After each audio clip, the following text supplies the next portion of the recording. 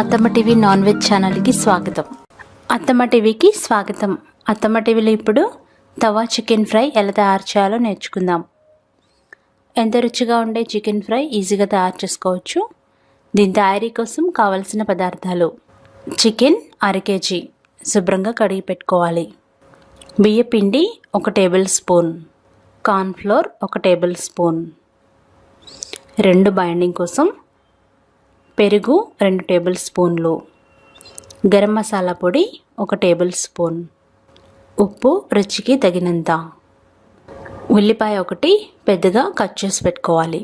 అలాగే వెల్లుల్లి రెబ్బలు 10, ఎండుమిరపకాయలు 8, పచ్చిమిరపకాయలు 4, కరివేపాకు 3 రెమ్మలు, అల్లం ముక్క 1 ఇంచు ముక్క, నూనె 5 టేబుల్ స్పూన్లు. ఇప్పుడు తయారీ విధానం నేర్చుకుందాము. ముందుగా ఒక మిక్సీ జార్ తీసుకొని అందులో ఉల్లిపాయ ముక్కలు వేయాలి. అలాగే వెల్లుల్లిపాయ రెబ్బలు, ఎండుమిరపకాయలు, పచ్చిమిరపకాయలు, అలాగే కరివేపాకు, అల్లం ముక్కలు, పెరుగు ఇవన్నీ వేసి బాగా గ్రైండ్ చేసుకోవాలి.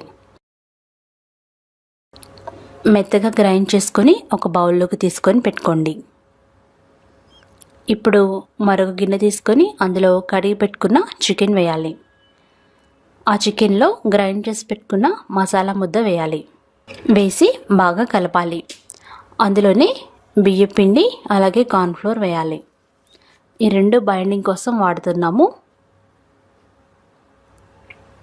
గరం మసాలా పొడి కూడా వేయాలి. అందులోనే రుచికి తగినంత ఉప్పు వేసుకోవాలి. ఇవన్నీ వేసి బాగా కలపాలి. అంటే ఈ మసాలా అంతా చికెన్ ముక్కలకి పట్టేలాగా కలపాలి. బాగా తిప్పుతూ కలుపుకోవాలి. ఈ పిండిలు, మసాలా, ఉప్పు ఇవన్నీ చికెన్ ముక్కలకి బాగా పట్టాలి. బాగా కలిపి గంట పాటు మ్యారినేట్ చేసుకోవాలి. తర్వాత కడాయి పొయ్యి మీద పెట్టి వేడి చేయాలి. కడాయి వేడైన తర్వాత అందులో నూనె వేసుకొని వేడి చేయాలి. నూనె వేడయ్యాక మ్యారినేట్ చేసి పెట్టుకున్న చికెన్ ముక్కల్ని ఒకదాని తర్వాత ఒకటి వేసుకొని వేయించుకోవాలి. దాదాపు మీడియం ఫ్లేమ్లో 30 నిమిషాల వరకు వేయించుకోవాలి.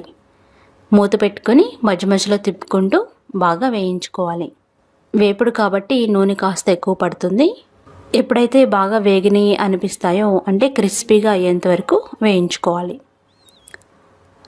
ఇలా బ్రౌన్ కలర్ వచ్చేంత వరకు వేయించి స్టవ్ ఆఫ్ చేసి సర్వ్ చేసుకోండి.